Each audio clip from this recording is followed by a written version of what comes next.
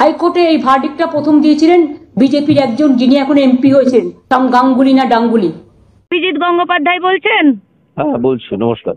নমস্কার স্যার, বঙ্গ টিভি থেকে বলছিলাম। বলছি স্যার, মুখ্যমন্ত্রী বলছেন এই যে 26,000-এর আজ চাকরি গেছে তার জন্য দায়ী আপনি। আপনি প্রথম শুরু করেছিলেন। আপনার নাম ডাঙ্গুলি না গাঙ্গুলি উনি ঠিক বুঝতে পারছেন না, পরে জেনে নেবেন। কি বলবেন?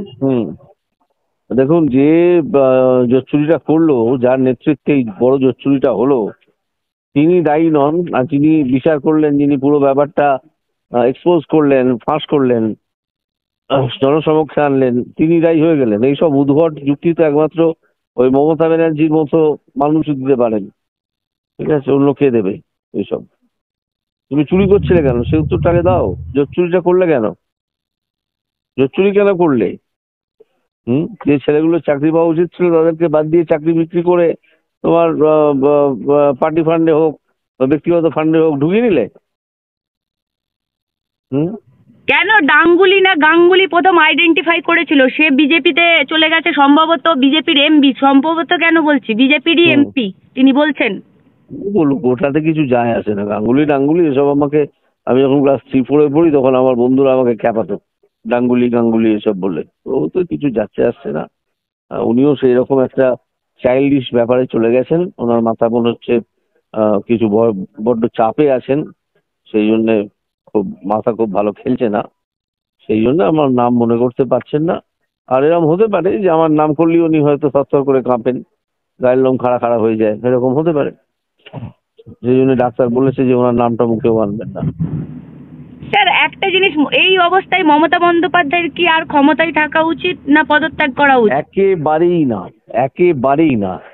কারণ মমতা বন্দ্যোপাধ্যায় যদি সহযোগিতা করার নির্দেশ দিতেন তার শিক্ষা দপ্তরকে, এবং যারা এই চাকরি চুরি করে বিক্রি করে দিয়েছে এবং যারা এটা জানতো সেই স্কুল সার্ভিস কমিশনকে, তাহলে এই সেগ্রিগেশনটা করে ফেলা যেত। এই সেগ্রিগেশনটা করে ফেলা যেত।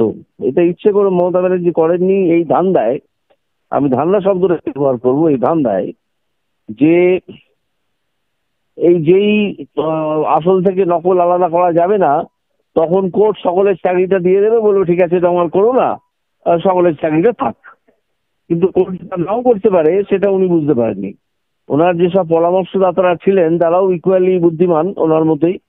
হ্যাঁ, তারা এসব কারা কে কে ছিলেন সেসব আমি জানি। স্যার, আমি ভেতরের কথা এত বলতে যাব না এখনই, যদি প্রয়োজন হয় আমি বলবো। তো এইরকম ভেবে উনি সেগ্রিগেশনটা করতে দেননি। না হলে আমি যতদূর আমার কানে এসেছে, আমি জজশিপ থেকে রিটায়ার করার পরে যে জাস্টিস দেবাংশু বসাক অনেকবার, মানে অন্তত 8বার 10বার অনুরোধ করেছিল, চাপ দিয়েছিল, ডিরেকশন দিয়েছিল যে এই সেগ্রিগেশনটা তোমরা করে দাও, কিন্তু তারা কিছুতেই সেটা করেনি, যদিও এটা সম্ভব ছিল। স্যার আরেকটা জিনিস, আপনার রায়টা যদি প্রথম মেনে নিত মুখ্যমন্ত্রী তাহলে তো আজকে এই দিন দেখতে হতো না, আপনি যে রায়টা দিয়েছিলেন। হ্যাঁ, সেটা তো মুখ্যমন্ত্রী তো মানে খুবই বড়, কিন্তু একটু উনি ওভার পলিটিক্স করে ফেললেন কারো কারো কথা বলছে। আইন এবিসিডি জানি না, একদল একদল কি সব নাম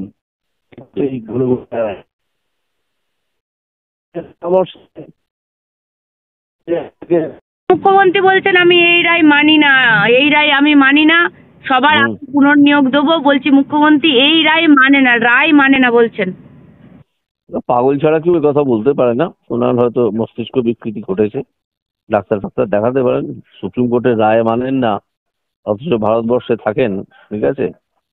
তো তাকে আর কি বলবো, চিকিৎসা করান, আর কি করবেন।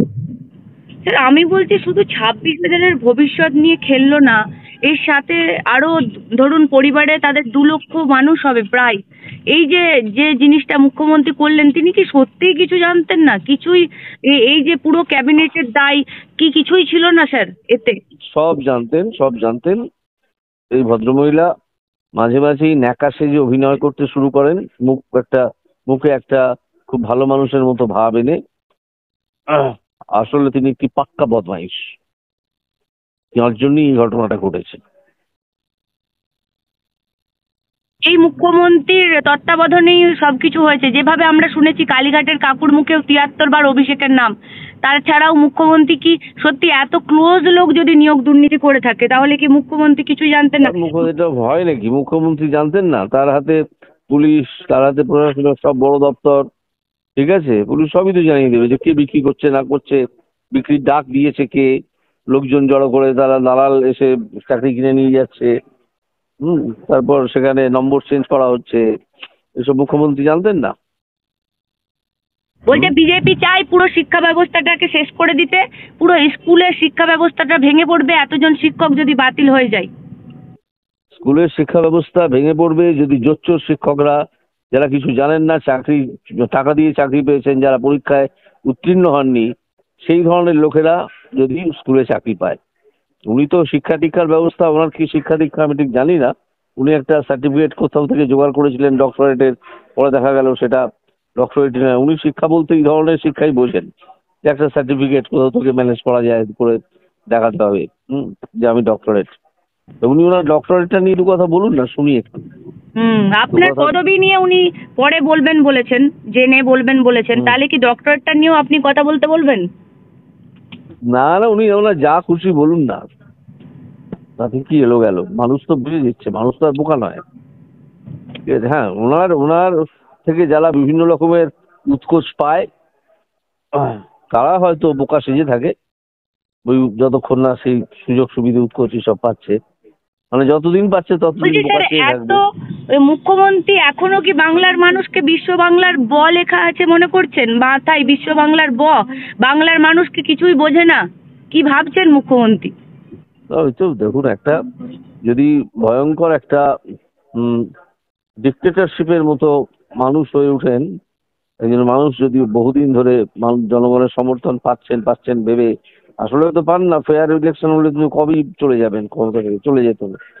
এই যে ভাবতে থাকেন, করতে করতে ওনার মাথাটা খারাপ হয়ে গেছে। তাই ওনার ধারণা হয়েছে যে এরা পশ্চিমবঙ্গের মানুষ, আমি যা বলবো তাই শুনবে, আর উনি যেহেতু ওই 1000 টাকা 1200 টাকা দিচ্ছেন না লক্ষ্মীর ভান্ডার বলে, সেই জন্য ওনার কথা শুনবে। তুমি তো জানেনই না যে ওনার কথা শুনে লোকে ওনার পেছনে হাসে। স্যার, সব থেকে গুরুত্বপূর্ণ, ক্যান্সার আক্রান্ত সোমা, যাকে আপনি চাকরি দিয়েছিলেন, সোমা দাস, তার চাকরি রয়ে গেল।